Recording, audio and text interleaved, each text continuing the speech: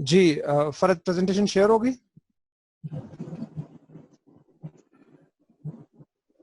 جی بالکل sir share ہوگی. Okay thank you chef, thanks for your feed back.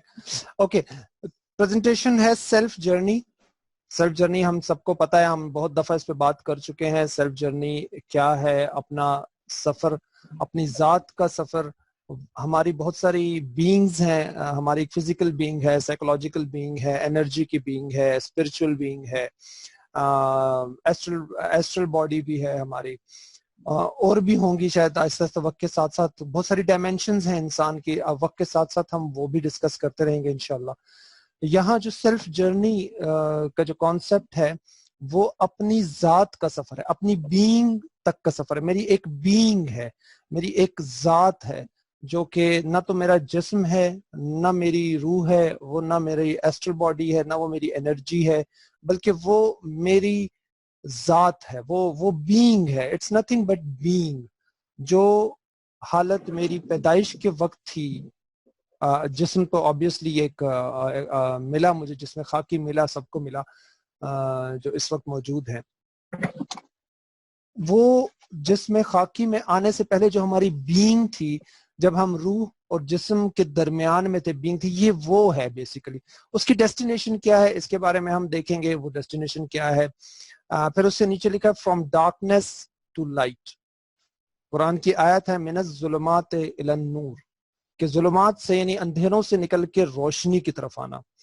تو یہ سفر جو ہے اندھیروں سے نکلنا، اندھیروں سے کیا مراد ہے؟ قرآن میں اس کے بارے میں بڑی تفصیل آئی ہے. پھر نور سے کیا مراد ہے؟ اللہ نے نور کو کہا کہ انا نور السماوات والارض، میں نور ہوں زمینوں اور آسمانوں کا.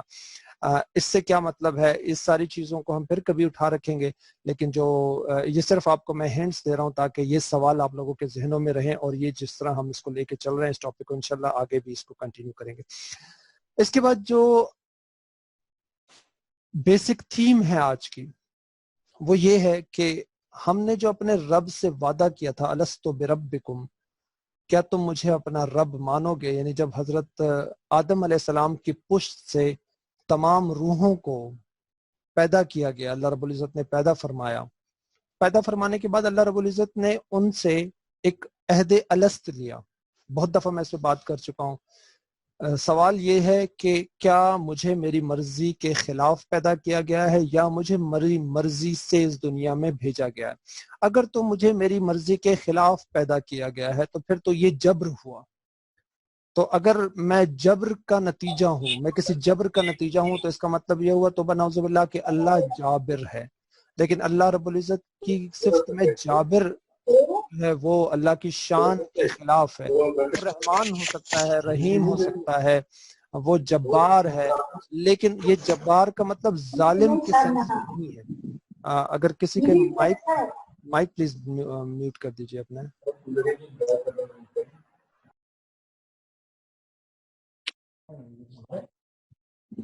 اوکے تو اگر مجھے میری مرضی کے خلاف اس دنیا میں بھیجا گیا ہے پھر تو یہ جبر ہے. تو اس کا مطلب یہ ہوا کہ میں اس وقت جبر کے زیر اثر سارے کام سر انجام دوں گا. میرے جتنے بھی اعمال ہیں وہ سب جبر کے زیر سایہ ہوں گے. تو جب اگر یہ میرے اعمال جبر کے زیر سایہ ہیں اور جبر کا پرتو ہے، تو پھر مجھے سزا کیوں دی جائے گی؟ تو اسی چیز کو ڈیفائن کرنے کے لیے کہ مجھے یہاں بھیجنا جبر نہیں ہے، بلکہ مجھے ان ساری حقائق سے آگاہ کیا گیا اور میری روح کو وہاں ساری ڈیٹیلز بتائی گئیں کہ تم دوزخ میں، جب تم اس دنیا میں آؤ گے تو تمہارے ساتھ کیا کیا واقعات ہو سکتے ہیں، اور یہ دنیا کیسی ہے، اور اس دنیا میں تمہیں کیا کچھ ملے گا. اور پھر اگر تم نے اس امتحان کا جو اس دنیا میں ابھی ہم ہیں، اس امتحان کو اگر تم نے پاس کر لیا، اس امتحان میں تم کامیاب ہو گئے، تو پھر تمہیں کیا ملنے والا ہے. یہ ساری باتیں مجھے بتائی گئیں اور میں نے یہ اقرار کیا. تو اس حوالے سے قرآن کی آیت بھی میں پیش کروں گا. اس کے بعد ڈاکٹر اسرار احمد صاحب نے جو اس پہ اپنا ایک تبصرہ کیا ہے، ان کی رائے بھی بڑی مقدم ہے، اور چونکہ متفق علیہ ہے تقریباً تمام ہی مکاتب فکر میں، تو اس لیے میں نے ان کی ایک ویڈیو بھی چھوٹی سی 5-6-7 منٹ کی، 6 منٹ کی ہے غالباً، وہ بھی میں شیئر کروں گا. اس سے پہلے میں کچھ مقدمات قائم کرنا چاہتا ہوں، اس سے پہلے میں کچھ فاؤنڈیشنز بنانا چاہتا ہوں. تو اس فاؤنڈیشنز کے لیے آپ صرف سلائڈز پہ ہم چلتے جائیں گے اور اس کے حوالے سے جو بھی سوال ہو تو آپ مجھے وہاں روک کے پوچھ سکتے ہیں.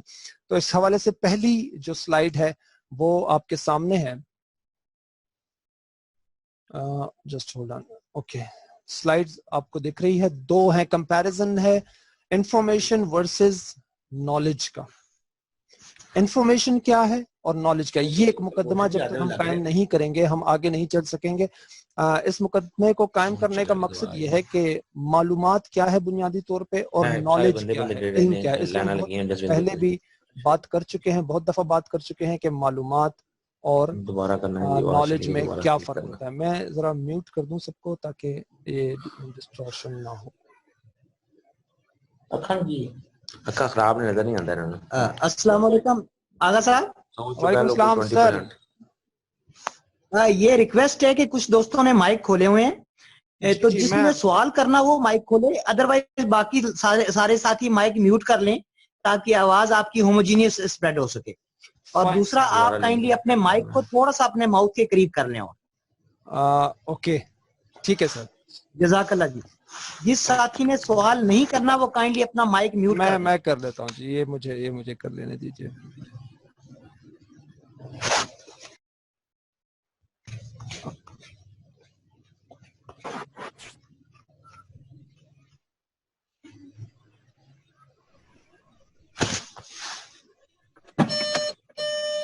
میں جانتا نہیں بابا جو اوکے میں نے سب کے مائک آف کر دیے. اب جس کو ضرورت پڑے وہ اپنا مائک خود سے ان میوٹ کر سکتا ہے.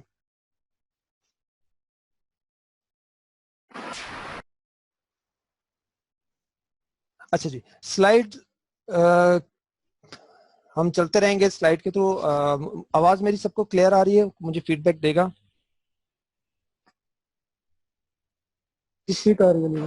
اوکے فائن ٹھیک ہے.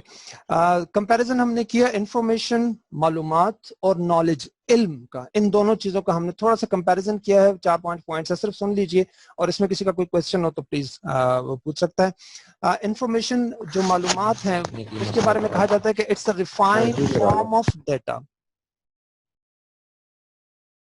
It's a refined form of data, یعنی یہ صرف ڈیٹا ہے ریفائنڈ فارم میں، اور اس سے جو ہے آپ صرف چیزوں کے نام یا آپ امپروو کر سکتے ہیں اپنی ریپرزنٹیشن کو.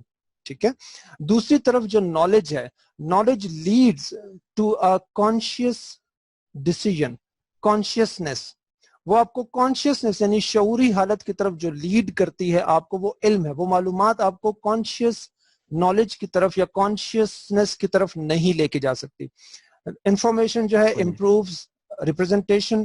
اس دونوں بنیادی مقصد ان دونوں مقدمات کو یا ان دونوں چیزوں کو سمجھنے کا یہ تھا کہ جب ہم آخری بات کریں گے تو بات بڑی واضح ہو جائے گی. اور قرآن کے حوالے سے بار بار جو ذکر آتا ہے کہ قرآن الکتاب ہے، بیان ہے، حکمہ، الحکمہ. تو یہ ان کی ڈیفینیشنز اگر آپ کبھی پڑھیں گے تو آپ کو تب سمجھ میں آئے گا کہ یہ بنیادی طور پہ علم ہے، معلومات نہیں ہے. قرآن میں کوئی چیز بھی معلومات کے زمرے میں نہیں آتی، وہ ساری چیزیں علم کے زمرے میں آتی ہیں، یعنی نالج کے زمرے میں آتی ہیں. تو اس حوالے سے میں نے تھوڑا سا کمپیریزن اس کا پیش کیا.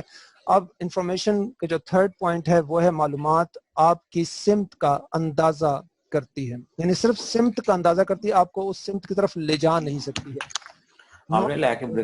علم کو بروئے کا آپ سر یہ فرمان علی صاحب کا مائک ذرا. اوکے میں دیکھ لیتا ہوں جی، میں دیکھ لیتا ہوں. فرمان صاحب ہیں ہمارے ساتھ.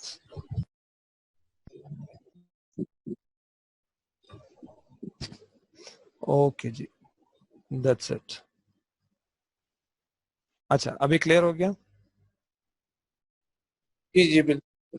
اوکے فائن ٹھیک ہے جی ہو گیا، بند ہو گیا جی، ماشاءاللہ گریٹ.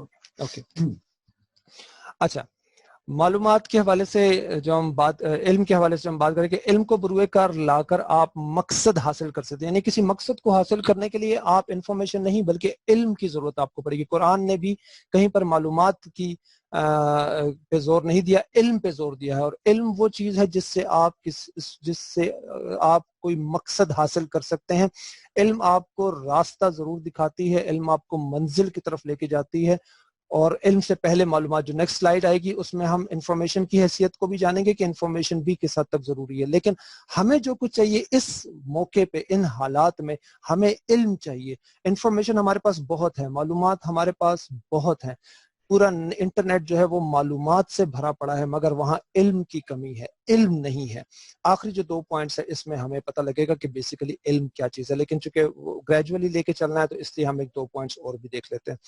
انفارمیشن کیا ہے؟ معلومات آپ کو منزل تک نہیں پہنچا سکتی، جبکہ علم آپ کو منزل تک پہنچاتا ہے.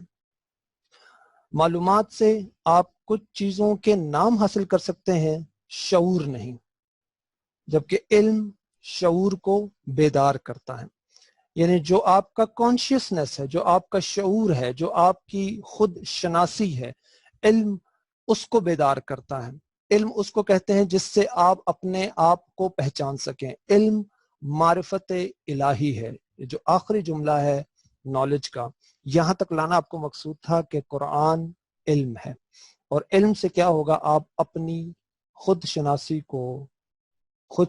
سے شناسائی حاصل کر سکتے ہیں. معلومات سے آپ خود شناسی کا سفر طے نہیں کر سکتے. ہمارے ہاں فلڈ آف انفارمیشن ہے، بہت زیادہ انفارمیشن ہے، ہر ایک چیز کی انفارمیشن ہے. معلومات نہیں ہے، علم نہیں ہے، نالج نہیں ہے. جب تک ہمارے پاس نالج نہیں آئے گا ہم خود شناسی کا سفر شروع نہیں کر سکتے. آج کے دور میں اور اسپیشلی اس پینڈیمک میں آپ نے دیکھا ہوگا کہ لوگوں کی جو تنہائی ہے اس سے وہ کچھ بھی حاصل نہیں کر پائے. وہ خود شناسی کا جو سفر تھا، جو ان کو حاصل کرنا چاہیے تھا، جس پہ ان کو گامزن ہونا چاہیے تھا، چلنا چاہیے تھا، وہ اس پہ نہیں چل سکے. اور آج بھی ان کی سمت کا صحیح تعین نہیں ہو سکا. حالانکہ پینڈیمک میں جو بہترین وقت تھا اس میں اپنے آپ کو سمجھنے کے لیے جتنے مواقع لوگوں کو ملے، شاید ہی پھر کبھی زندگی میں ایسا موقع آ سکے. اس کی وجہ کیا تھی؟ بیسیکلی کہ ہمارے پاس انفارمیشن تو تھی، معلومات تو تھی، لیکن علم نہیں تھا. علم کے نہ ہونے کی وجہ سے ہم خود شناسی کا سفر طے نہیں کر سکے. یہ بدقسمتی رہی ہماری. اور جن لوگوں نے خود شناسی کے سفر کا آغاز کیا وہی نجات پائیں گے اور وہی اپنی منزل تک پہنچ پائیں گے. انفارمیشن انٹرنیٹ پہ چلے جائیں، آپ کو ہر ایک چیز کے بارے میں بہت ساری انفارمیشن ملے گی، لیکن اس کو استعمال کرتے ہوئے آپ علم حاصل نہیں کر سکتے. اور علم کیا ہے؟ بیسیکلی علم اللہ کی معرفت کا نام ہے. اگر علم آپ کو اللہ تک اور اللہ کی معرفت دیتا ہے تو وہ علم ہے، ادروائز وہ ساری کی ساری معلومات ہیں. واحد علم ہے جسے اللہ نے پسند فرمایا ہے، اور یہ جو عقل دی ہے وہ علم سیکھنے کے لیے دی ہے. اور علم کے ہرگز معنی کسی پروفیشن کو یا ہنر کو حاصل کر لینا نہیں ہے، بلکہ علم کے حقیقی معنی یہ ہیں کہ آپ اللہ کی معرفت کو حاصل کریں. اگر آپ اللہ کی معرفت کے سفر پہ چل رہے ہیں تو اس کا مطلب یہ ہے کہ آپ علم حاصل کر رہے ہیں. اور ہر وہ چیز جو آپ کو اللہ کی معرفت کے قریب لے جائے وہ علم کہلائے گی. اور اسی کا سیکھنا ہم پہ فرض کیا گیا ہے. دنیاوی علوم کا سیکھنا کسبی معاملات کے لیے تو اپنی جگہ امپورٹنٹ ہے، اس میں کوئی شک نہیں ہے. لیکن آغا صاحب عرض کر سکتا ہوں؟ جی سر فرمائیے. اچھا، یہ ابھی تک جو آپ نے ڈیفینیشن شیئر کیا علم کی کہ معرفت الہی علم ہے، اس کو کوئی تھوڑا اور کھولتے ہیں کہ بیسیکلی درجے ہیں، علم کے لیولز ہیں. اس کی پیک تو یہ ہے کہ معرفت الہی ہے، علم کی جو پیک فارم ہے. لیکن جو نان روحانی، اور یہ روحانیت کی بھی انتہا ہے کہ آپ کے پاس معرفت الہی ہو جائے، علم کی بہترین شکل تو ہو سکتی ہے، لیکن علم کی اس کے لوور لیول بھی ہیں. Let's say if we talk of the tangible products, material کی بات کرتے ہیں، جیسے آپ نے انٹرنیٹ کا ذکر کیا کہ بے تحاشا معلومات انفارمیشن ہے، تو ان انفارمیشن کو فلٹر کر کے جب کسی اسپیسیفک ٹاپک، کسی پروڈکٹ سروس کا علم ہمارے شعور کا حصہ بن جاتا ہے. We are able to understand and apply it to others. That is علم as well. اور اس کے پھر درجے ہیں, حتیٰ کہ اس کی پیک شکل جو ہے اور اس کے لیولز ہیں, جیسے فزیکل سائنسز ہیں, انجینئرنگ سائنسز ہیں, بے شمار پروڈکٹس ہیں, ان کی ڈیولپمنٹ کا نالج ہے. تو وہ مجھے معلوم ہے کہ لیزر کس طرح بنتا ہے, میرے پاس معلومات ہیں, لیکن میں لیزر بنا نہیں سکتا. لیکن یہ معلومات جب علم کے درجے میں ہوتی ہیں تو میں I am able to develop a laser system. میرے پاس بہت ساری معلومات ہیں کہ جہاز کیسے بنتا ہے, گلائڈر, لیکن میں گلائڈر بنا نہیں سکتا کیونکہ میرے پاس معلومات ہیں. لیکن جب یہ معلومات کی آگہی میرے شعور کا حصہ بن جاتی ہے, I am able to analyse, اور وہ میرے دماغ کے نقشے پہ نقش ہو جاتی ہیں, میرے دماغ کے پلیٹ فارم پہ کا وہ حصہ بن جاتی ہے تھنکنگ پروسیس کا, and where I am able to apply that knowledge into the reality, تو وہ بھی علم کی شکل ہے. لیکن جیسا آپ نے فرمایا کہ اس کے درجوں میں سے جو پیک کی بات ہے, آخری بات ہے, وہ یہی ہے کہ علم کی جو ٹاپ ترین حالت یہ ہے کہ ہم اللہ کے ساتھ تعلق کو ایکسلنس پہ لے جائیں, تو یہ نالج کی سب سے اعلیٰ شکل. آپ نے بالکل بجا فرمایا. دیکھیے پرابلم یہ ہے کہ جب ہم بات کرتے ہیں شعور کی, کہ علم جو ہے, معلومات جو ہے, جب تک ہم اس پہ شعوری پروسیس سے اس کو گزارتے نہیں ہیں, وہ علم کا درجہ نہیں حاصل کر سکتا. پرابلم یہ ہے کہ اگر میرے پاس یہ علم آ بھی جائے کہ میں نے گلائڈر کیسے بنانا ہے, تو یہ تب بھی معلومات ہی رہیں گی, کیونکہ علم جو ہے وہ معرفت الہیہ ہی ہے, اور اس کے درجے وہ ایک الگ بات ہوگی. لیکن علم بنیادی طور پہ معرفت الہیہ ہی ہے. اگر لیزر بنانے کا علم میرے پاس ہو, یعنی ساری چیزیں میرے پاس ہوں, تو یہ تو بنیادی طور پہ معلومات ہیں, یہ بنیادی طور پہ معلومات ہی ہیں. لیزر کیسے بنانا ہے آپ سب جانتے ہیں کہ اگر آپ کو میں وہ چیزیں دے دوں اور ٹرانسکرپشن دے دوں تو آپ سب لیزر بنا سکتے ہیں. لیزر بنانے کا جو انفارمیشن ہے وہ کسی بھی درجے میں علم کو نہیں چھو سکتی. علم جو ہے وہ صرف اور صرف معرفت الہیہ ہی کا, اس کی وجہ یہ ہے کہ وہ آپ کے کانشیسنس, یعنی آپ کے شعور سے اس کا تعلق ہے, آپ کی معلومات سے نہیں ہے. وہ شعور جو کہ آپ کا اپنا ہے, اور ہر ایک بندے میں انڈیویجول اس میں صرف ایک ٹرم, جی وہ ہے العلم. ایک ہے علم جی, اور ایک ہے العلم. ایک ہے حسن, ایک ہے الحسن, ایک ہے جمیل, ایک ہے الجمیل. دیکھیں علم میں اگر آپ مجھے لیزر کی معلومات دے دیتے ہیں, ایئر کرافٹ کی بے شمار معلومات دے دیں, لیکن جب تک ان معلومات کو سکل سیٹ پہ ٹریننگ کے ذریعے میرے شعور کا حصہ بنا کے سکل کی شکل میں نہ دیں, میں اس کو کنورٹ نہیں کر سکتا. تو ڈیفینیٹلی بہت ساری نان اسپرچل علم کی شکلیں موجود ہیں, لیکن جس طرف آپ اشارہ کر رہے ہیں وہ ہے ڈیفینیٹ فارم آف علم, جس کو ہم عربک میں العلم کہتے ہیں. یعنی اللہ اصل میں الہ ہے, لیکن الہ تو دنیا میں اور بھی بے شمار ہیں.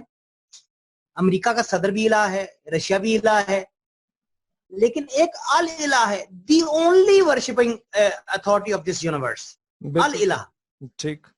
اسی طرح علم کی بہت ساری شکلیں اس دنیا میں موجود ہیں, لیکن وہ علم جو آپ کو معرفت الہیہ کی طرف لے جاتا ہے, جیسے میں نے عرض کیا کہ that is the peak form of knowledge اور علم, اور وہ کہلاتا ہے العلم, العلیم. سب کچھ علیم تو میں بھی ہوں, آپ بھی ہو سکتے ہیں. رحمان رب میں بھی ہوں, آپ بھی ہو سکتے ہیں. میں اپنے بچوں کی پرورش کر رہا ہوں, میں بھی رب ہوں. آپ اپنے بچوں کو پال رہے ہیں, آپ بھی رب ہیں. لیکن وہ ہستی جو اس پوری کائنات کو پال رہی ہے, اس پوری دنیا کے ہر بچے کو پال رہی ہے, وہ الرب ہے. ٹھیک, بالکل صحیح, آپ نے صحیح علی بھائی میرا ایک کوسچن تھا. جی, ہمارے پاس صرف 10 منٹ ریگارڈنگ لاسٹ سلائیڈ ہے.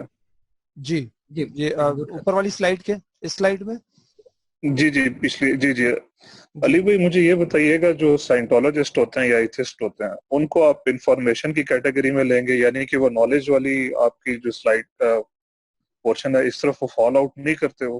جی آتے ہیں اس پہ, یہ آگے اسی کے بارے میں ڈیفائن کر رہے ہیں, ہم آگے اسی کو ڈیفائن کر رہے ہیں. کیونکہ یہ جو آپ کا جو نالج میں چوتھا پوائنٹ ہے نا, علم شعور کو بیدار کرتا ہے, علم ہی شعور کو بیدار کرتا ہے. جی, اس میں آپ پھر کیٹیگرائز نہیں کریں گے جو بدھا کے جو سب سے ٹاپ پہ تھے, جن نے یہ بدھ مت کو شروع کیا تھا, جن نے سکھ جن کی پیروی کرتے ہیں, ان کو اس پوائنٹ میں آپ کیٹیگرائز کر سکتے ہیں یا نہیں؟ بابا گرو نانک کی بات کر رہا ہوں میں. جی علم شعور کو بیدار کرتا ہے، کیا وہ اس کیٹیگری میں آتے ہیں، اس پوائنٹ پہ فال کرتے ہیں؟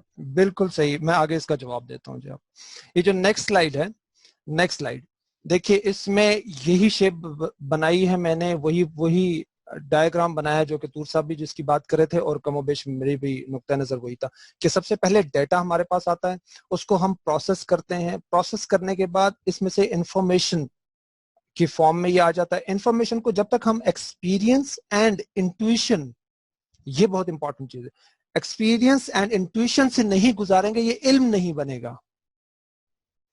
تو ایکسپیریمنٹ، ایکسپیرینس سے اپنے اور انٹویشن سے گزاریں گے اس کو، تب جا کے یہ نالج بنے گا. تو اگر یہ پیراگراف جو یہ جو ایکسپریشنز ہیں، گرافیکل ایکسپریشنز ہیں، اگر یہ آپ کو آپ کے سامنے رہیں گے تو شاید بات کو سمجھنا اور بھی آسان ہو جائے گا. کہ سب سے پہلے ڈیٹا، بٹس آف ڈیٹا، ان کو ہم نے اکٹھا کیا، اس کو پروسیس کیا، پروسیس کرنے کے بعد یہ انفارمیشن بن گیا.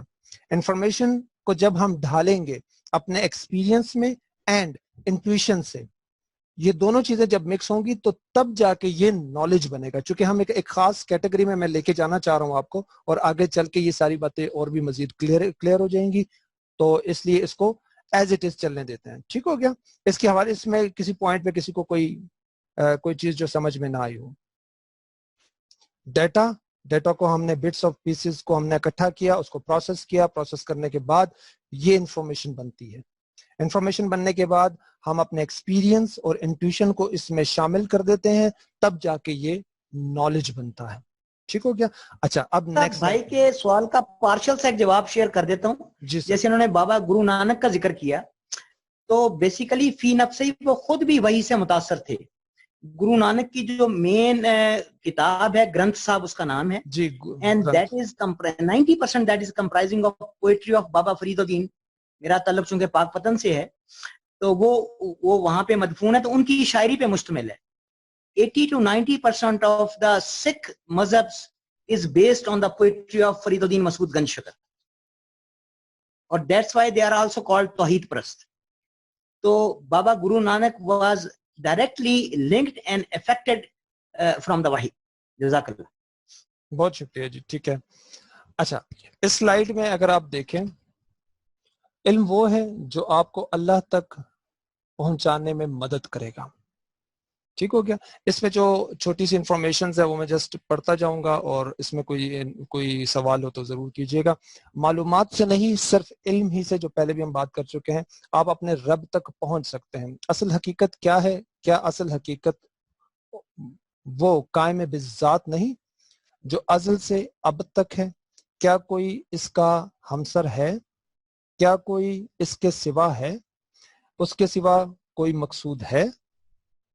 من عرف نفسہ فقد عرف ربہ. تو ثابت یہ ہوا کہ علم صرف ایک ہے، اور وہ ہے خود شناسی کا علم. چونکہ اللہ تک پہنچنا یہ انسان کے بس کی بات نہیں ہے، اس کے شعور کے ادراک کے باہر کی بات ہے. جب تک کہ اللہ توفیق نہ دے، جب تک کہ ہم خود شناسی کے سے گزر کے ہم اپنے رب تک نہیں پہنچتے ہیں. تو خود شناسی کیا ہے، اس حوالے سے تھوڑی سی باتیں. خود شناسی اپنی فطرت، جبلت کو جانے بغیر حاصل ہو ہی نہیں سکتی. یعنی ہماری جو فطرت ہے، جب تک ہم اس کو نہیں جانیں گے، ہماری جبلت جو ہے، ہماری جو انسٹنکٹ ہے، ہم جب تک اس کو نہیں جانیں گے، ہم خود شناسی کے سفر کو شروع نہیں کر سکتے. خود شناسی کا سفر شروع کہاں سے ہوتا ہے؟ جب اب ہم اپنی پیور فطری حالت میں آ جائیں گے. جو حالت ہم نے لبادے اپنے اوپر اوڑھ رکھے ہیں، جو رنگ ہم نے خود پہ چڑھا رکھے ہیں، جب تک ہم ان لبادوں کو اتاریں گے نہیں، جب تک ہم ان رنگوں سے پاک نہیں ہوں گے، جب تک ہم اس حالت میں نہیں آ جائیں گے. جب ایک بچہ پیدا ہوتا ہے تو وہ عین فطرت اسلام پہ پیدا ہوتا ہے، حدیث مبارک بھی ہے. تو وہ فطرت جب تک ہمارے ذہن میں نہیں ہوگی، جب تک ہم اس کو حاصل نہیں کر لیں گے، ہمارے لیے خود شناسی کا عمل شروع کرنا بہت مشکل ہوگا.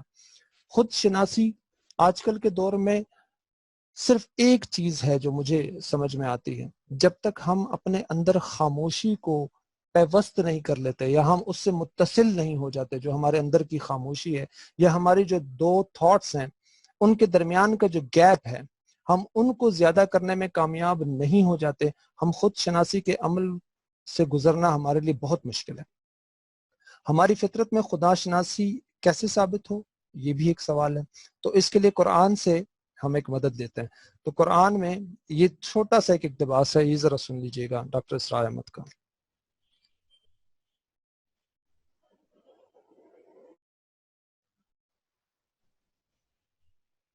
اگر تو حقیقت زندگی کا تصور ہمارے سامنے واضح رہے، جس کو علامہ اقبال نے کہا ہے خوبصورتی کے ساتھ، تو اسے پیمانہ امروز و فردا سے نہ ناپ، جاوداں پہم دواں ہردم جواں۔ یہ جو اللہ کی خلاقی کا نقطۂ عروج ہے انسان، کلائمیکس آف ہز کریشن،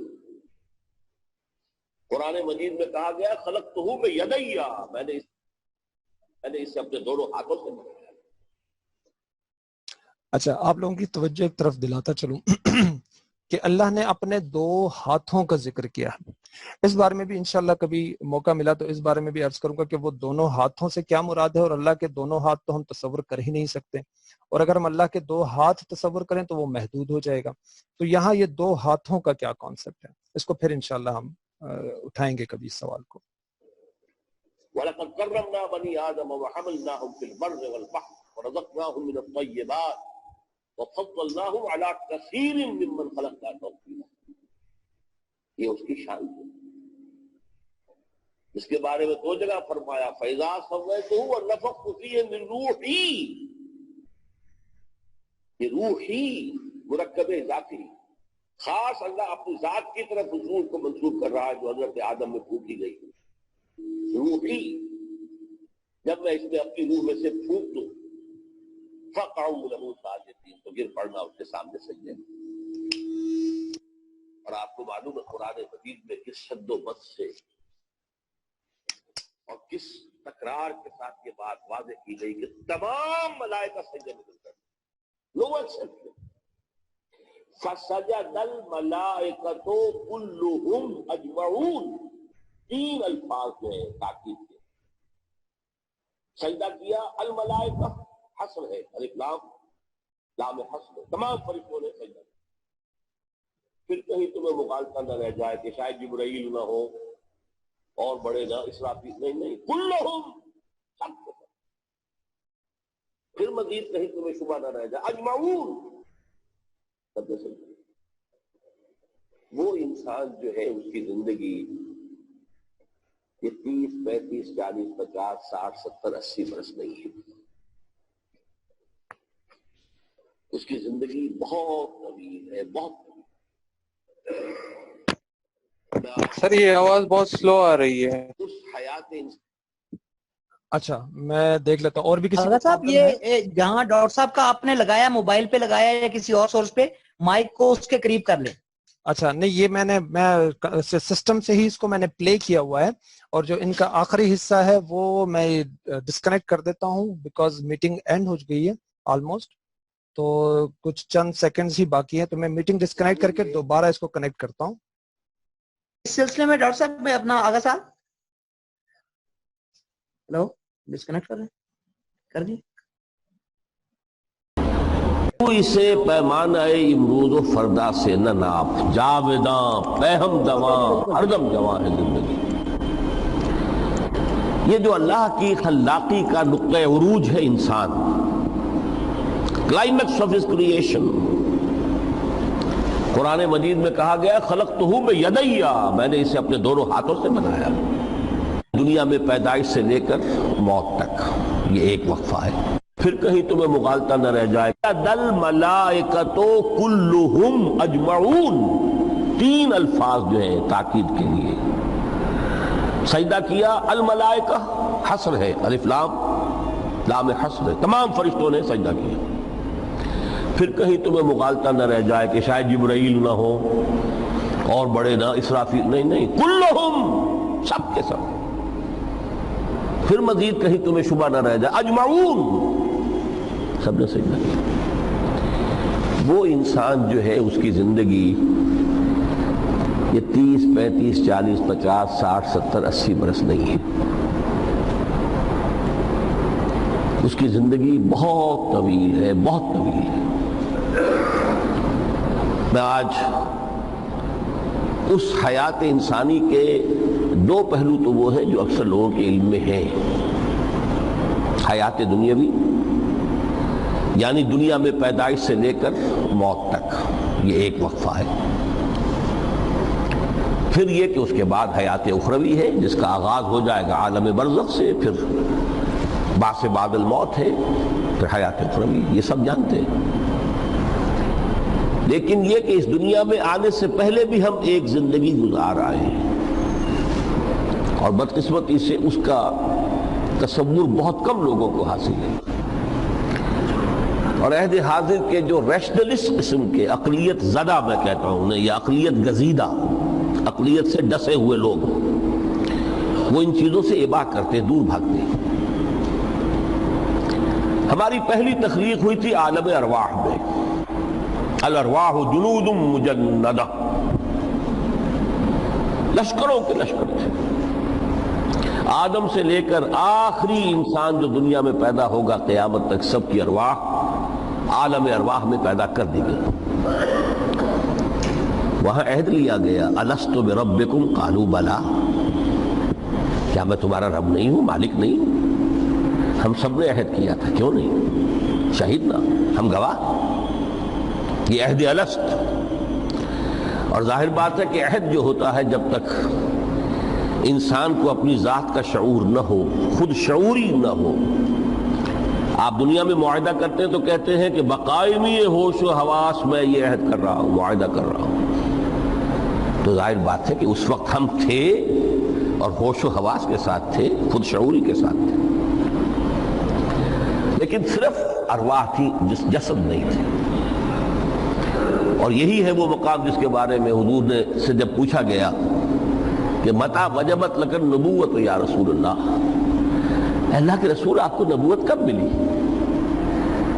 تو آپ نے فرمایا والآدم بین الماء والطین، ابھی آدم کا حیولہ جو ہے ابھی گارا گوندھ ہی رہا تھا، پانی اور گارے کے درمیان ہی تھے آدم، کہ میں اس وقت بھی نبی تھا۔ عالم خلق کا ابھی آغاز نہیں ہوا، ابھی عالم ارواح میں بھی جو تمام ارواح ہیں وہ اپنی امتیازی شان کے ساتھ ہے۔ روح محمدی صلی اللہ علیہ وسلم، جس سے اگر نور محمدی کہیں تو غلط نہیں ہے، اس لیے کہ ارواح کا جو مادہ تخلیق ہے وہ نور ہے، جیسے فرشتوں کا مادہ تخلیق نور ہے۔ مسلم شریف میں حضرت عائشہ صدیقہ رضی اللہ تعالیٰ عنہ سے روایت موجود ہے، اللہ نے فرشتوں کو نور سے پیدا کیا۔ روح، فرشتے روح ہیں، ارواح ہیں، روح القدس، روح الامین، اور ارواح انسانیہ بھی روح ہے، یہ سب ان کا مادہ تخلیق نور ہے۔ اس وقت ہم پیدا کیے گئے، صرف ارواح کی شکل میں ہم سے عہد لیا گیا اور پھر سلا دیا گیا۔ یہ پہلی موت تھی جو ہم پر وارد ہوئی ہے اس دنیا میں آنے سے پہلے، اس لیے کہ سورہ مومن کی ایک آیت میں فرمایا گیا ہے کہ جہنم میں لوگ جو ہیں فریاد کریں گے، ربنا امتنا اثنتین واحییتنا اثنتین فاعترفنا بذنوبنا فهل الى خروج من سبیل، اے اللہ تو نے ہمیں 2 مرتبہ مارا، 2 مرتبہ زندہ کیا، تو اب 1 مرتبہ اور صحیح، کہ یہاں سے نکلنے کا بھی کوئی راستہ ہے کہ نہیں؟ اتنے مراحل سے تو ہمیں لے کر آیا ہے، ایک مرحلہ اور سی۔ تو یہ 2 موتیں کون سی ہیں؟ پہلی موت وہ تھی جب ارواح کو موت کی نیند سلا دیا گیا۔ پھر عالم خلق جسے آج سائنٹسٹ کہتے ہیں، جس کا نقطۂ آغاز ہے بگ بینگ، عالم ارواح اس سے پہلے کی شے ہے، اس تک سائنس نہیں پہنچ سکتی، وہ سائنس سے ماورا ہے۔ Okay, now let me share the presentation تاکہ ہم اس پہ مزید۔ Okay, قرآن کی آیت سورہ اعراف آیت نمبر 172 ترجمہ ہے اس کا، اور جب تمہارے پروردگار نے بنی آدم سے یعنی ان کی پیٹھوں سے یعنی ان کی پیٹھ سے ان کی اولاد نکالی یعنی ان کی ارواح کو خلق کیا تمام انسانوں کی جو کہ اس دنیا میں آ چکے ہیں اور آنے والے ہیں اور جو موجود ہیں، تو ان سے خود ان کے مقابلے میں اقرار کرایا گیا، یعنی ان سے پوچھا گیا کہ کیا تمہارا پروردگار نہیں ہوں؟ وہ کہنے لگے کیوں نہیں، ہم گواہ ہیں یعنی شاہد نا اور تو ہمارا پروردگار ہے۔ یہ اقرار اس لیے کرایا تھا، یہ جو امپورٹنٹ بات ہے جس کے لیے میں نے یہ آیت آپ کو دکھا رہا ہوں کہ یہ بہت امپورٹنٹ ٹکڑا ہے اس آیت کا۔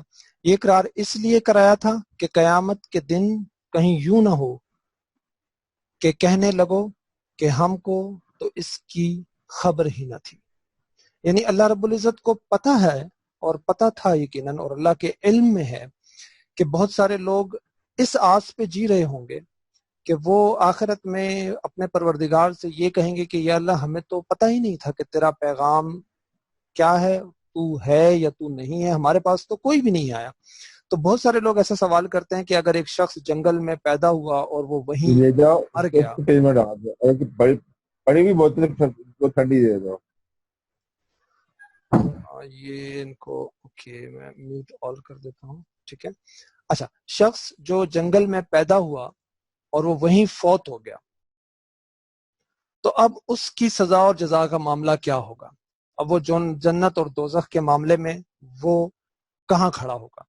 تو اللہ رب العزت نے جب یہ قرآن میں فرما دیا کہ کہیں تم آخرت میں یہ نہ کہہ دو کہ مجھ تک تو تیری خبر پہنچی ہی نہیں، تو اس کا مطلب یہ ہوا کہ ہمارے پاس علم کے علاوہ یعنی معلومات کے علاوہ بھی کوئی ایسی چیز ہے، علم کے علاوہ بھی کوئی ایسی چیز ہے جو معرفت الہیہ کی طرف ہمیں لے کے جا سکتی ہے اور یقیناً لے کے جائے گی۔ جب اللہ نے یہ وعدہ فرمایا تھا، یہ وعدہ لیا تھا، تو یقیناً اس میں یہ بات بھی تھی کہ کوئی اور ایک ایسی چیز اللہ رب العزت نے ہمیں عطا کر رکھی ہے کہ جس کو بروئے کار لاتے ہوئے ہم اللہ کی شناخت، اللہ کی شناسائی حاصل کر سکتے ہیں، اس کی معرفت حاصل کر سکتے ہیں۔ تو اس میں طور صاحب میں چاہوں گا کہ آپ تھوڑا سا اس پہ تبصرہ کریں سر۔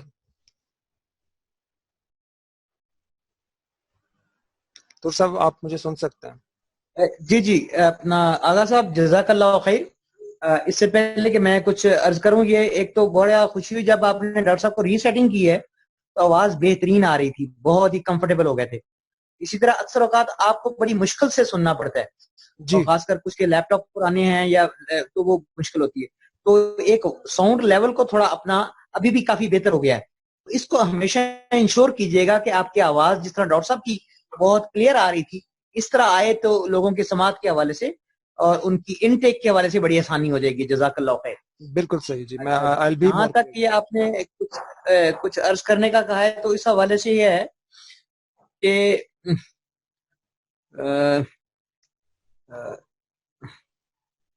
میرا سوال یہ کمنٹ کرنے کا آپ نے جی، اللہ رب العزت نے فرمایا کہ یہ اقرار میں نے تم لوگوں سے اس لیے لیا ہے تاکہ تم آخرت میں یہ عذر نہ پیش کر سکو کہ یا اللہ مجھ تک تو یہ خبر پہنچی ہی نہیں، مجھے تو تیرے ہونے کا وہی نہیں کوئی خبر ہی۔ اس میں عرض کر دیتا ہوں جی، اس میں یہ ہے کہ یہ ہیں جبلی تقاضے، یعنی جو بلٹ ان نیچرل فارمیشن میں آگے جیسے حیا ہے اور اچھے اور برے ہونے کی جو کیفیت ہے، یہ اسی روحانی کیفیت میں جو روحوں نے اقرار کیا تھا اس کے اندر یہ موجود ہے۔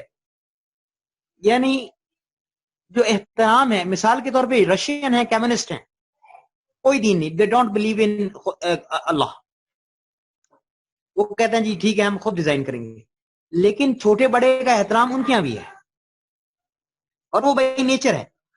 تو بہت ساری جبلتیں ایسی ہیں جو بغیر کسی معلومات یا نالج کے انسان کی اس روحانی کیفیت کو جب جسم میں منتقل کیا گیا تو اس کو ودیت کر دی گئی۔ جزاک اللہ۔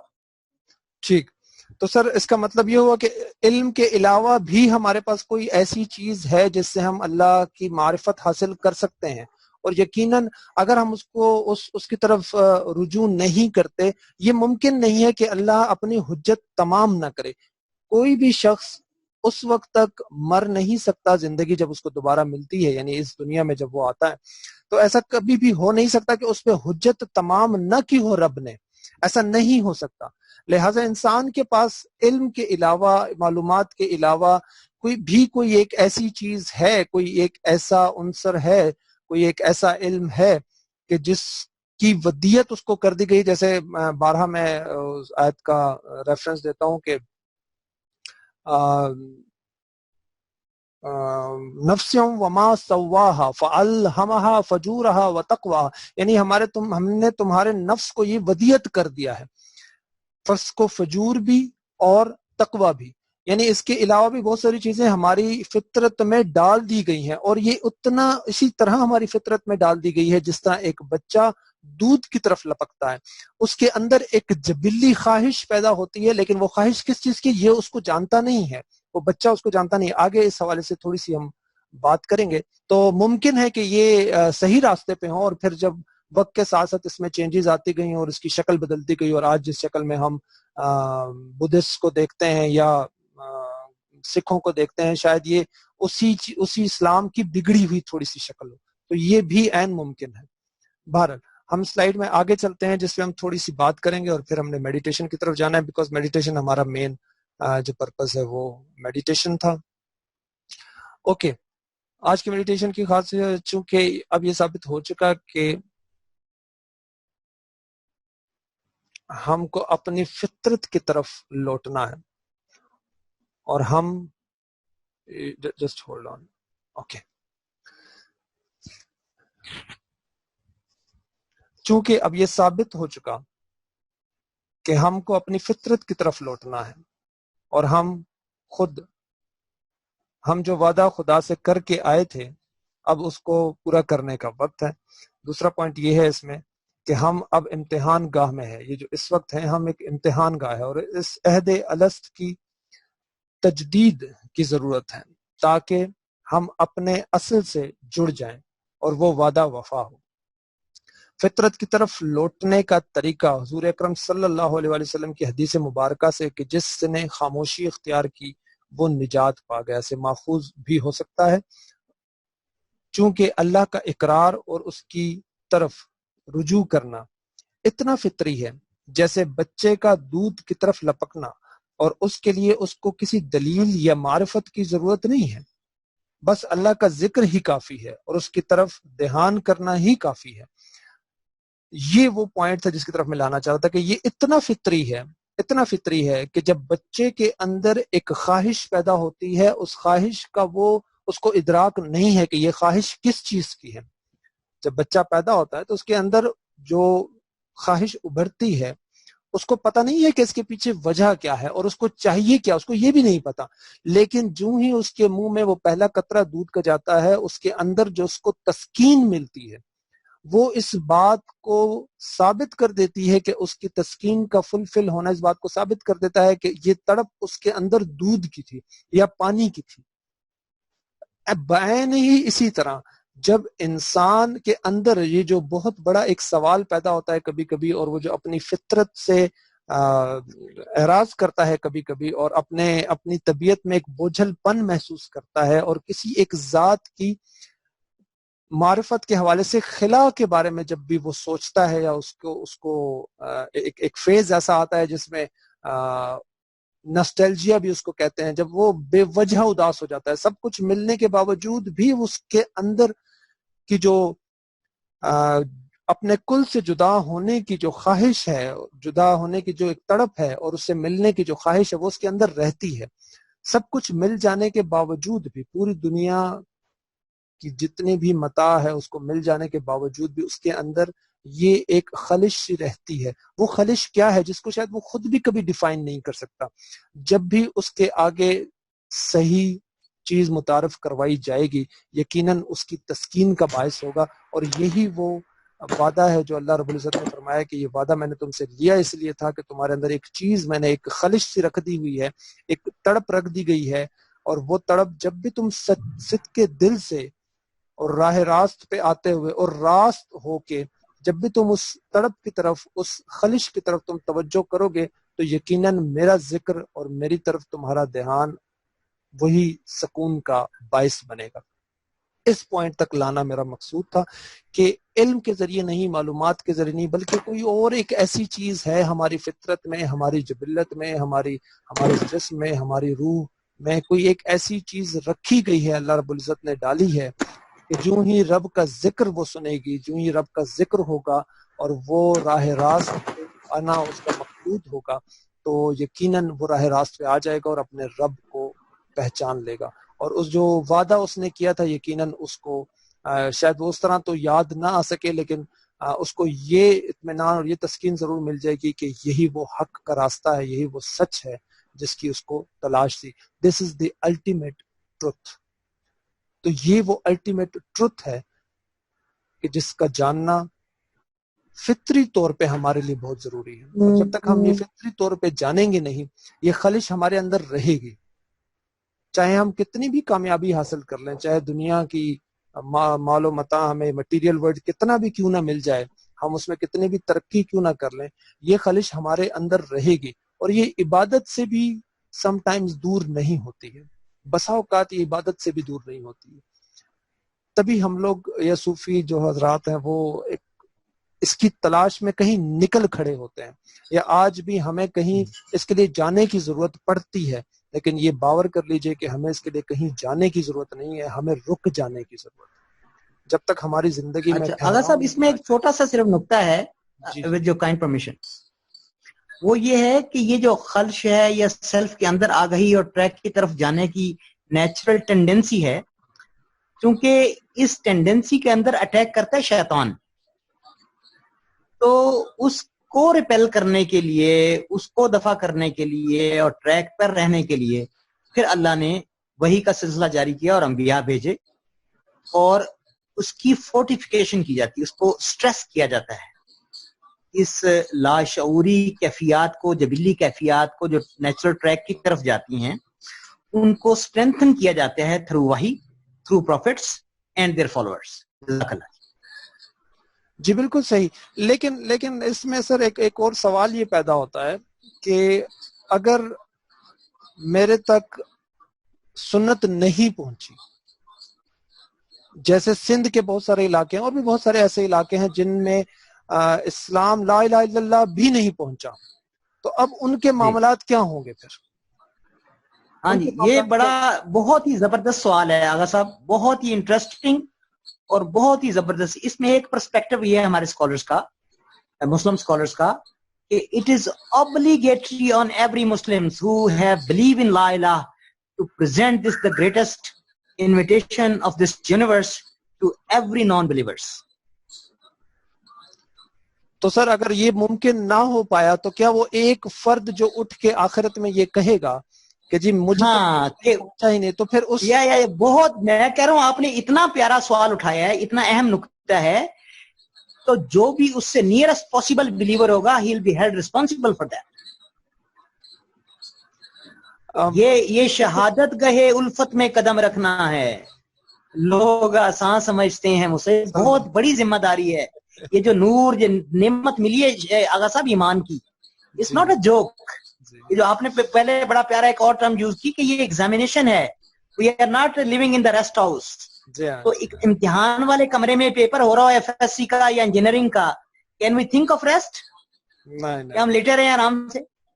تو یہ تو دو بہت پیاری باتیں آج آپ نے کر دی، ایک ایگزامینیشن ہال والی اور ایک یہ والی بات. لیکن یہ پھر دوبارہ اگلے کسی سیشن میں اس پہ ہم تفصیلی گفتگو کریں گے کہ ایمان والوں کی obligation کے لیولز کیا ہیں آن دا نان بلیورز، اور نان بلیورز اگر ان تک بات نہیں پہنچتی تو کیا معاملہ ہوگا. لمبا ٹاپک ہے، اس لیے میں کیونکہ آگے میڈیٹیشن کا سیشن آ رہا ہے تو میں اس کی ڈیٹیل میں اس سیشن میں نہیں جانا چاہتا. جی بالکل آپ صحیح کہہ رہے ہیں، اس کی بہت زیادہ ڈیٹیل کی ابھی بھی ضرورت ہے، لیکن چونکہ میں صرف سوال اٹھانے کی حد تک اس کو ریڈ کر رہا ہوں تاکہ لوگوں کے ذہنوں میں اس میں سوال اٹھیں اور پھر ہم ان کو دو بہت پیارے سوال اٹھائے آج آپ نے.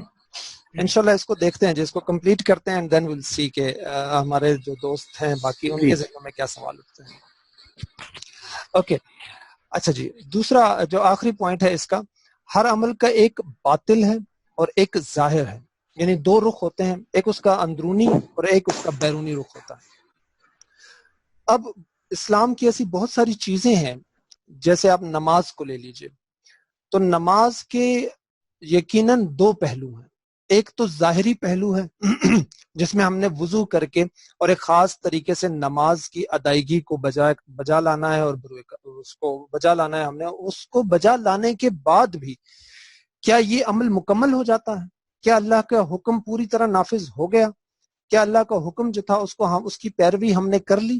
یقیناً نہیں. اس کا جو ایک باطنی پہلو ہے وہ یہی ہے کہ جب تک وہ ہمارے اندر اتر نہیں جاتی نماز، جب تک اس نماز میں خشوع و خضوع نہیں ہوتا، یقیناً اس عمل کی تکمیل نہیں ہو پائے گی. تو اس عمل کی تکمیل کے لیے ضروری یہ ہے کہ اس کے دونوں پہلوؤں کو آپ نظر میں رکھیے. اسی طرح جتنے بھی اسلام کے احکام ہیں، جتنے بھی ہیں، ان کے دو ہی ان کے مطالب ہیں. ایک تو آپ کے اندر اصلاح یعنی آپ کے تزکیہ نفس کے حوالے سے، اور ایک معاشرتی حوالے سے. تو جو اعمال ہے وہ معاشرتی حوالے سے یقیناً اس کی بھی اصلاح کرنا ضروری ہے، اور جو باطنی ہمارے اندر جس نے ٹرانسفارم ہونا ہے اس چیز کی ٹرانسفارمیشن بھی بہت ضروری ہے. اگر وہ ٹرانسفارم نہیں ہو رہی ہے، اگر نماز ہمارے اندر اچھائی کی طرف رغبت اور برائی سے نہیں روک رہی ہے، تو یقیناً ہمارے جو باطن ہے اس پہ اس کا اثر ابھی نہیں ہو رہا ہے. اس کا مطلب ہے کہ ہم اس کا آدھا حکم تو پورا کر رہے ہیں جس میں ظاہری صورت ہے اور معاشرتی صورت جو ہے ہم اس کو پورا کر رہے ہیں، لیکن جو ہماری باطنی انڈیویجول لائف میں جو چینجز آنی تھی، جو ہمارے باطن میں چینجز آنی تھی، جو ہمارے اندر چینجز آنی تھی، وہ ابھی بھی نہیں آئی. تو یقیناً ہمیں اس کی طرف بھی توجہ کرنی چاہیے، اور اس کے لیے ضروری یہ ہے کہ ہم اپنی فطرت کی طرف لوٹ کے جائیں. جب تک ہماری فطرت میں چینجز نہیں آئے گی، جب تک ہم سوچنے سمجھنے کی صلاحیت جو ہے اس کو ہم نہیں بڑھائیں گے اور علم کی طرف ہم رجوع نہیں کریں گے، یقیناً اگر ہم معلومات پہ ہی اکتفا کرتے رہیں گے تو جو آج کی صورتحال ہے، جو آج اسلام کی صورتحال ہے، یقیناً یہ بدلے گی نہیں، اور اس کا بدلنا بہت مشکل ہے جب تک کہ ہم اپنی فطرت کی طرف رجوع نہ کریں. جو نیکسٹ ٹاپک ہوگا اس کے حوالے سے میں بہت ساری چیزیں ابھی رہ گئی ہیں جو کہ ہم نیکسٹ ٹاپک میں انشاءاللہ اس کو ایڈریس کریں گے. شعور، خود شناسی بغیر کسی چیز کے شعور حاصل نہیں کر سکتا. یعنی شعور جو ہے آپ کا، جسے ہم کانشیسنس کہتے ہیں، یہ جو اللہ رب العزت نے ہمارے اندر ایک چیز رکھی ہے، شعور، آگہی، سیلف ایکچولائزیشن، سیلف ریئلائزیشن جسے ہم کہتے ہیں، اس کے اندر اترے بغیر آپ کسی اور چیز کا بھی شعور حاصل نہیں کر سکتے. یعنی جو الٹیمیٹ ریالٹی ہے اس تک پہنچے بغیر، یعنی خود تک جب تک آپ کی رسائی ممکن نہیں ہے، جب تک آپ خود شناسی کے مرحلے کو طے نہیں کر لیتے ہیں، دوسری چیزوں کے بارے میں شعوری علم یعنی آگاہی جو کہ الٹیمیٹ آگاہی ہے، الٹیمیٹ آگاہی، وہ آپ حاصل نہیں کر سکتے ہیں. اور جتنا آپ خود کو جانتے ہیں، جتنا آپ خود شناسی میں ڈیپ جا چکے ہیں یا ڈیپ گئے ہیں، یہ یقین رکھیے کہ آپ جو اور چیزیں ہیں جن کا آپ شعور حاصل کرنا چاہتے ہیں وہ بھی اتنے ہی لیول پہ ہوں گی. لہٰذا خود شناسی کا جو سفر ہے وہی خدا شناسی تک لے کے جائے گا. اور خدا شناسی اور اللہ کی معرفت یقیناً بہت بڑا ٹاپک ہے. اس پہ اتنی آسانی سے ہم اس کو وائنڈ اپ نہیں کر سکتے، لیکن کچھ کوشش کی ہے تاکہ آپ کے اندر کچھ سوال پیدا ہوں. اس کو ہم کنٹینیو رکھیں گے تاکہ اس پہ مزید بھی بات کی جا سکے اور اس کو دیکھیں ہم کہ اس کے اور بھی بہت سارے ایسپیکٹس ہیں دیکھنے کے. اس میں طور صاحب کو بھی ہم جو ہے تو پوری بات کرنے کا انشاءاللہ میری کوشش ہوگی کہ نیکسٹ ٹائم جو ہے ہمارے ہوسٹ بن جائیں طور صاحب، تاکہ ہم چیزوں کو اور بھی اینگل سے دیکھ سکیں. تو ابھی وقت ہوا ہے جی میڈیٹیشن کے شروع کرنے کا 10 ہیں. تو چونکہ آج کی میڈیٹیشن تھوڑی سی لمبی ہوگی تو میں چاہتا ہوں کہ وقت پہ اس کو شروع کیا جائے. ٹائم آلموسٹ پھر سے 10 منٹ رہ گئے ہیں اس سیشن کے ختم ہونے میں. تو میں اس سیشن کو خود سے اینڈ کر کے پھر دوبارہ آپ کو لنک بھجواتا ہوں تاکہ ہم میڈیٹیشن میں اس کا ادراک کر سکیں. اور میڈیٹیشن میں ہم اس کی ایک ہلکی سی بہت سطحی سا اس کو ہم ٹچ کر سکیں کہ وہ جو ہم نے جو سیلف ایکچولائزیشن ہے، جو سیلف ریئلائزیشن ہے، اور جب ہم اپنے سینسز سے نکل جاتے ہیں اور بڑی پیورسٹ فارم میں جب ہم آ جاتے ہیں تو ہمیں کیسا محسوس ہوگا، اس کا ہم تھوڑا سا ایک سطحی سا جائزہ لیں گے.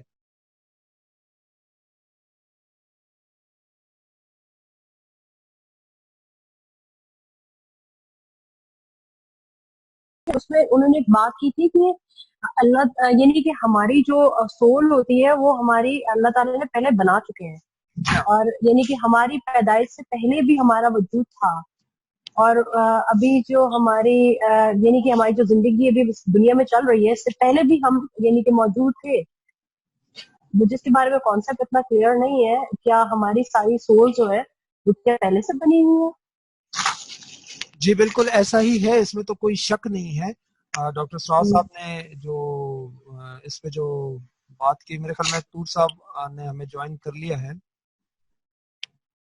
اچھا، ڈاکٹر سراج صاحب کے مطابق قرآن کی آیت ہے کہ پہلے ہماری جتنی بھی روحیں ہیں حضرت آدم علیہ السلام سے لے کے جو آخری بندہ قیامت تک، جو آخری بندہ جس نے آنا ہے اس دنیا میں، اس کی روحوں کو اللہ رب العزت نے پیدا فرما دیا ہے. حضرت آدم علیہ السلام کی پشت میں سے ان سب کی روحوں کو اللہ نے خلق فرمایا، اور ان کو سے یہ عہد لیا گیا، ان کو پہلے بتایا گیا کہ بھئی آپ پہ ایک ذمہ داری ڈالنے والا ہوں. یہ ایک خوبصورت ذمہ داری ہے دنیا میں، اور قرآن کے حوالے سے اور اپنی زندگی کے حوالے سے وہ ساری چیزیں ان کو بتائی گئیں کہ آپ کا جو اس دنیا میں سفر ہوگا وہ کیسا ہوگا. اور پھر قرآن میں یہ بھی ہے کہ انسان بڑا جلد باز ہے، اور اس نے بہت ساری چیزوں کو اگنور کر کے خلافت کو ترجیح دی، اور اس نے جلد بازی میں یہ فیصلہ کیا.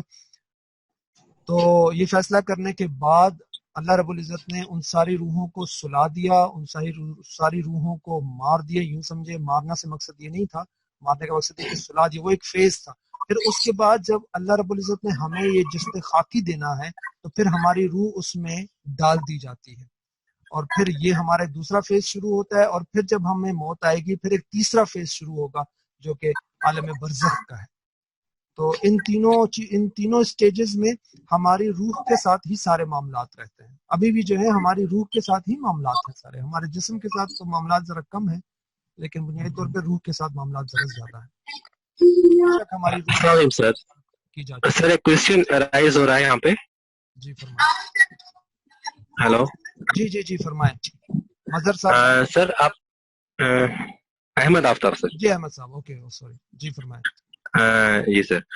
سر ایکچولی آپ نے بتایا کہ انسان جلد باز ہے اور انہوں نے جو ہے وہ خلافت کا منصب سنبھال لیا نا، تو خلافت کے علاوہ کوئی اور منصب بھی تھا کیا انسان کے لیے کہ وہ کرتا؟ جی بالکل، وہ قرآن کی ایک آیت ہے، انشاءاللہ اس کو میں نیکسٹ ٹائم لے آؤں گا. وہ پوری آیت ہے جس میں اللہ رب العزت نے بڑی ڈیٹیل، قرآن میں اتنی ڈیٹیل سے نہیں ہے لیکن جب آپ اس کی تفسیر پڑھیں تو اس میں بہت ساری ڈیٹیلز ہیں. تو وہ اس میں ہم انشاءاللہ جائیں گے، اس پہ بھی ہم بات کریں گے. اس میں بہت سارے سوال ہیں تو میں چاہتا ہوں کہ یہ آپ کا سوال میں نے نوٹ کر لیا ہے، تو انشاءاللہ اس کو نیکسٹ سیشن میں ہم ضرور کیری آن کریں گے کہ اور کیا کیا چیزیں تھی اور اللہ رب العزت نے انسان کو کیا بتایا، اور انسان نے اس اپنانے میں اس کو بڑی جلد بازی کی. تو مین مقصد میرا اس سارے کلپ سے اور ان ساری چیزوں کا یہ تھا کہ جو ہم اس دنیا میں ہیں ہمیں جبرن نہیں بھیجا گیا. یہ ہماری اپنی چوائس تھی، یہ ہماری فری ول ہے جس پہ ہمیں اس دنیا میں بھیجا گیا ہے.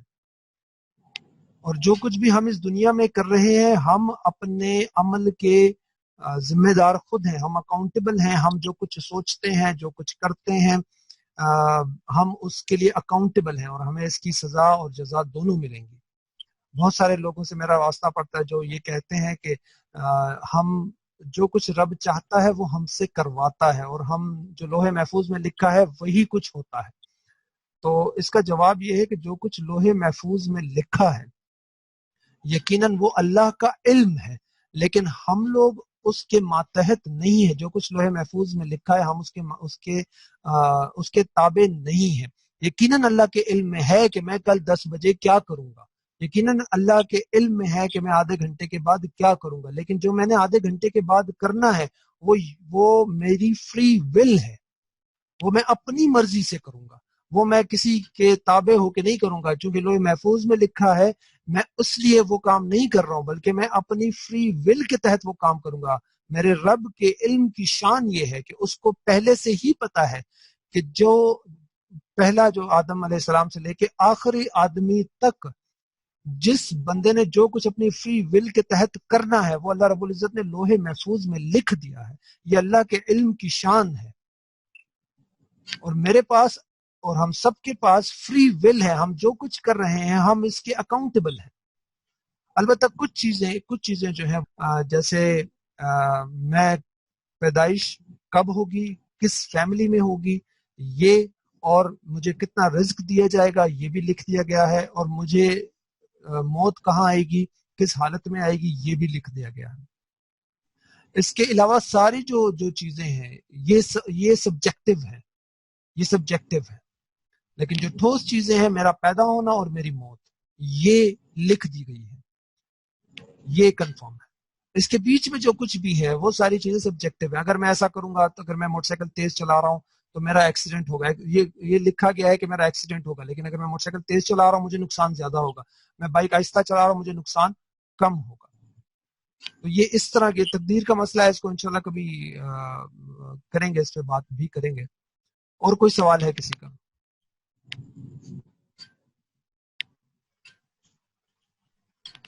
اچھا فرت ہم شروع کریں۔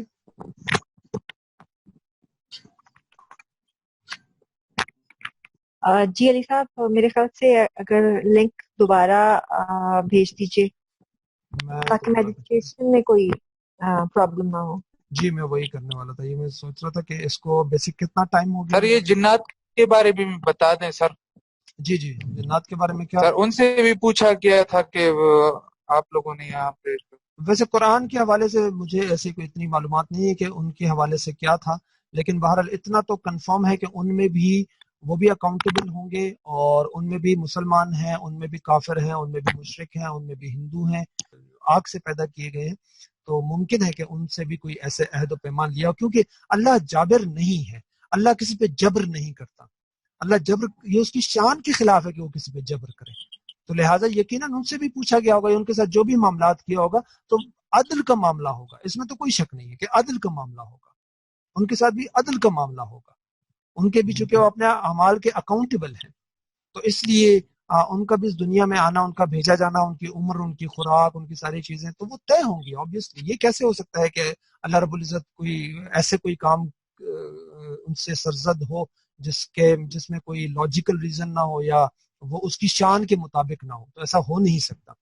لہٰذا یقیناً ان کے لیے جو بھی معاملات اللہ رب العزت نے رکھے ہیں ان کے حساب سے، تو اس میں عدل کا پہلو جو ہے وہ غالب ہوگا۔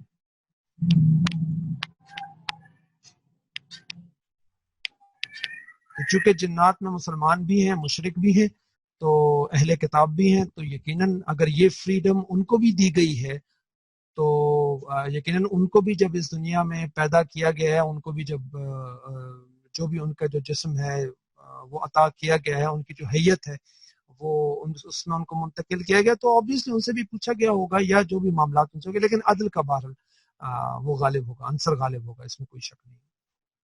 سر ایک اور کویسچن ہے۔ جی سر یہ قرآن شریف کی آیت ہے نا، وَمَا خَلَقْتَ الْجِنَّ وَالْإِنسَ إِلَّا لِيَعْبُدُونِ۔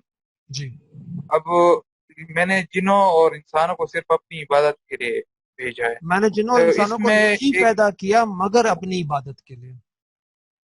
ہاں بالکل جی۔ اس میں کویسچن ایک آتا ہے کہ عبادت ہے بیسیکلی کیا چیز؟ عبادت صرف مطلب نماز پڑھنا ہے، یا عبادت صرف قرآن شریف پڑھنا ہے؟ عبادت ہے کیا چیز؟ مطلب ہمارا دنیا میں مقصد ہی صرف یہ ہے کہ سارا دن ہم بس نماز پڑھتے رہیں گے، ذکر اذکار کرتے رہیں گے، یا اس سے بھی الگ کوئی مقصد ہے؟ ہم نے ڈیفینیشن عبادت کی یہ بنا رکھی ہے، حالانکہ اس کا مقصد یہ ہے کہ اگر میری بیوی کوئی ہانڈی روٹی کرتی ہے گھر کی تو یقیناً اس میں یہ عبادت ہے اس کی۔ اگر میں اپنے بچوں کے لیے رزق حلال کماتا ہوں تو یہ عبادت ہے۔ اگر میرے پاس جو اللہ نے مجھے بہترین نعمتیں دی ہیں، بہترین عنایات جو ہیں اللہ کی، میں اس کو بروئے کار لاتے ہوئے اس کی مخلوق کی خدمت کرتا ہوں تو یقیناً یہ عبادت ہے۔ ایک ڈاکٹر جو ہے وہ اپنے شعبے کے ساتھ اپنی جو بھی اس کی ایکسپرٹیز ہے اس کے ساتھ وہ پورا انصاف کرتا ہے، تو یقیناً یہ عبادت میں شمار ہوگی، یہ ساری چیزیں عبادت میں شمار ہوں گی۔ یعنی صحیح راستے پہ چلنا بنیادی طور پہ عبادت ہے۔ کوئی بھی صحیح راستہ، جو صحیح راستہ ہے وہ آپ اس پہ جب بھی چلیں گے چاہے وہ کسی بھی شکل میں ہو، یقیناً عبادت ہے۔ تو اس کا مطلب یہ ہے کہ آپ جو کچھ بھی کرتے ہیں اگر پورے اخلاص کے ساتھ کریں گے اور اللہ کے دین کے تابع رہ کے کریں گے تو وہ عبادت میں شمار ہوگا۔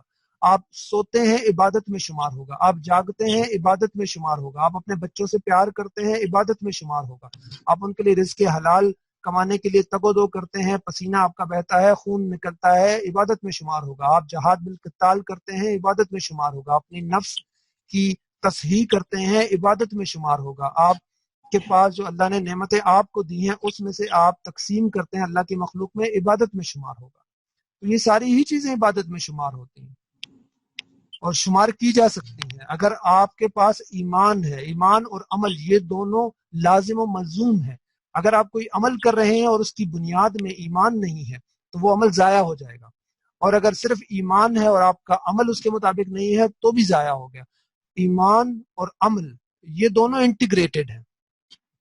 تو آپ کے پاس ایمان کی طاقت ہوگی اور آپ جو عمل کریں گے تو یقیناً اس کی جزا آپ کو ضرور ملے گی. کیونکہ ایک بہت بنیادی سوال یہ تھا کہ کیا یہ جو انگریز ہیں اخلاق ان کے اچھے ہیں، ان کے صرف انہوں نے کلمہ نہیں پڑھا ہوا، باقی تو وہ سارے ہی اسلام پہ، وہ کسی کو ایذا نہیں دیتے، وہ جھوٹ نہیں بولتے، وہ اپنی ڈیوٹی میں فرار نہیں اختیار کرتے، باقی سارے ہی کام ان کے ٹھیک ہوتے ہیں آلموسٹ.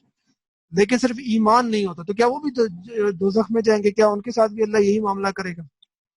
تو یہ ابھی ریسنٹلی میں جب یہ ریسرچ کر رہا تھا یہ ساری چیزیں، تو اس میں ڈاکٹر اسرار صاحب کو بھی میں نے سنا، جاوید احمد غامدی کو بھی میں نے سنا، اور بھی بہت سارے اسکالرس کو میں نے سنا. تو انہوں نے ایگزیکٹلی یہی بات کی. انہوں نے کہا جی بغیر ایمان کے نہیں ہو سکتا ہے، بغیر ایمان کے جو بھی آپ عمل کریں گے اس کے حوالے سے جو ہے وہ معاملات ذرا گڑبڑ ہیں. تو اس کو بھی انشاءاللہ موضوع بحث بنائیں گے ہم کسی وقت، اور اس پہ پوری تحقیق کے ساتھ اور تمام شواہد کے ساتھ بات کریں گے کہ ایمان کیوں ضروری ہے. اگر ایک شخص بغیر ایمان کے اچھا عمل کرتا ہے تو پھر اس کا اچھا عمل کہاں جائے گا؟ اس کے بارے میں اسلامک اسکالرز جو ہیں وہ یہی کہتے ہیں کہ اس کا جو اچھائیاں ہیں، اس کی جتنی بھی اچھائیاں، اس کا اجر اس کو اسی دنیا میں دے دیا جائے گا، آخرت میں اس کا کوئی اجر نہیں ہوگا. تو hope I answer the question کہ جتنے بھی ما خلقنا الجن والانس الا لیعبدون، کہ ہم نے جنات کو، انسان کو نہیں پیدا کیا مگر اپنی عبادت کے لیے. یعنی وہ جو بھی ایمان لانے کے بعد وہ جو بھی عمل صالح کرے گا وہ عبادت میں ہی شمار ہوگا. اور عبادت صرف مخصوص نہیں ہے نماز، روزہ، حج، زکوٰۃ کے لیے، بلکہ آپ جو کچھ بھی کرتے ہیں اگر آپ کی نیت صاف ہے اور آپ کی نیت اچھی ہے تو یقیناً وہ عبادت میں شمار ہوگا. اور کوئی کوشچن کسی کا؟ سر یہ میرا بھی سر سوال تھا کہ سر جو ہندو جنت میں جائیں گے یا مسلم جو ہے وہ جنت میں جائیں گے، تو سر میں نے سر ریسنٹلی سر ذاکر نائک کو سر اس پہ پڑھا، تو سر انہوں نے سر کہا کہ اگر ایک بندہ کلاس 10 میں ہو اور اس کی بایولوجی کیمسٹری فیل ہو تو وہ پروموشن اس کی کیسی ہوگی؟ تو سر اس نے یہ بات کی تھی کہ ایمان کے بغیر جنت میں جانا سر ناممکن ہے. جی بالکل آپ صحیح فرما رہے ہیں. بالکل مختلف جتنے بھی اسکالرس کو میں نے سنا سب نے یہی کہا کہ ایمان اور عمل یہ دونوں لازم و ملزوم ہیں، یہ دونوں لازم و ملزوم ہیں. جی ڈاکٹر ذاکر نائک نے اچھی مثال دی کہ اگر کوئی شخص جو ہے وہ مین پرچوں میں فیل ہو جائے، جو کمپلسری سبجیکٹس ہیں ان میں فیل ہو جائے تو کیا اس کی پروموشن ہوگی؟ یقیناً اس کی پروموشن نہیں ہوگی. جو الیکٹیو ہوں گے ان میں اگر وہ کسی میں رہ جاتا ہے ایک آدھ میں تو پروموشن کے چانسز ہوں گے، لیکن جو کمپلسری ہیں ان میں پھر تو ایمان جو ہے وہ کمپلسری اس میں ہے. اگر کسی شخص میں ایمان ہے اور اس کی خطائیں بھی ہیں ساتھ میں تو وہ ہو سکتا ہے جنت میں چلا جائے. اس کے اگر اچھے اعمال زیادہ ہیں اور برے اعمال اس کے کم ہیں تو ہو سکتا ہے یقیناً جنت میں چلا جائے. لیکن جس کے پاس ایمان ہی نہیں ہے وہ جنت میں، چاہے اس کے سارے اعمال کیوں نہ ٹھیک ہوں، وہ جنت میں نہیں جا سکتا. اوکے، اور کسی کا کوئی سوال؟ آفتاب بھائی. علی بھائی کائنڈلی ٹرائی کیجیے گا ڈیورنگ میڈیٹیشن آواز تھوڑی سی آپ کی والیوم تھوڑا سا بہتر ہو، کیونکہ لاسٹ ٹائم وہ بہت ڈیورنگ میڈیٹیشن کافی ٹف ہو گیا تھا آپ کو. ہاں اوکے جی، میری آواز میڈیٹیشن کے دوران یقیناً ذرا سلو ہو جاتی ہے. میں اپنا پورا دھیان رکھوں گا انشاءاللہ کہ میڈیٹیشن کے دوران میری آواز جو ہے وہ کم نہ ہو. میں ویسے والیوم میکسیمم ہے. ٹھیک ہے اوکے. اور کسی کا کوئی کویشچن ہے؟ میں میٹنگ اینڈ کر کے دوبارہ کروں تاکہ میڈیٹیشن کے دوران کوئی انٹرپشن نہ ہو. اور کوئی کویشچن؟ احمد آفتاب حسین صاحب ہمارے ساتھ ہیں.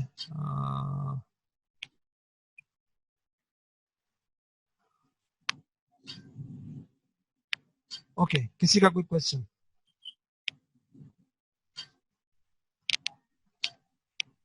फर्द मैं मीटिंग एंड कर रहा हूँ और आप सब लोगों को दोबारा सेंड कर दीजिएगा मीटिंग लिंक, ठीक है? जी अली साहब। ओके, मैं मीटिंग एंड कर रहा हूँ।